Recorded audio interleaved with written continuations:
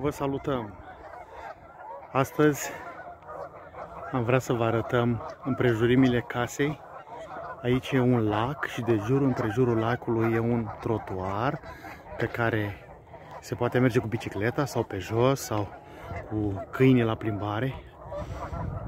Așa arată. Au venit aici pe lac o grămadă de gâște care fac gălăgie. O parte din ele stau pe gheață, că lacul a înghețat azi noapte, iar o parte înnoată, în partea unde nu a înghețat, unde a bătut soarele, s-a mai dezghețat. E o zi foarte frumoasă, cu toate că sunt minus 5 grade. E soare și e plăcut să te plimbi. De jur împrejur sunt ceva case faine acolo. Cred că sunt cele mai scumpe de aici din... Oh, și o pisică. Și o pisică aici. Nu știu ce caută singură pe aici. Da, astăzi am ieșit la plimbare singur, pentru că copiii, mai ales Tobi, trebuie să meargă la pian, are lecții de pian și trebuie să ajungă la pian și m-a rugat pe mine să filmez ca să aibă el ce posta astăzi. Eu filmez și el postează filmulețe cu viața noastră de aici, din High River, Alberta, Canada. Am vrut să vă iau cu mine la plimbarea aceasta de jur împrejurul lacului.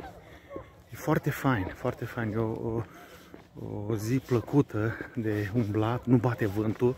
De obicei aici bate foarte tare vântul și vă imaginați când bate vântul, frigul se simte mai tare. Acum nu bate vântul, a ieșit soarele și e plăcut să te plimbi. Toate că-s vreo minus 5, cred. Azi noapte a fost minus 8, minus 10. O grămadă de gâște gălăgioase aici. A? Vă imaginați dacă erau astea în România? Avere, a? O avere erau astea. Nu știu dacă rezistau să stea așa. Nu se sperie deloc. Gâștele astea, treci pe lângă ele. Dacă nimeni nu le face nimică. Cred că e interzis să le dai să mănânce, că dacă le dai să mănânce, vin mai multe. Vă imaginați eu ce e aici. Sunt sute de gâște. Dacă oamenii le-ar mai da și să mănânce, ar veni mult mai multe și știți care e problema? Sunt mizerabile.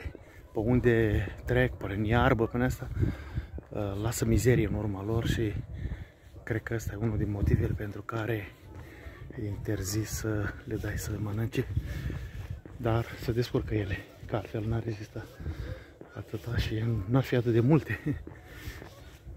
Da, cam atât pentru astăzi. Așa cum spune Tobi, dacă v-a plăcut, please like and subscribe, adică abonați-vă. Mulțumim!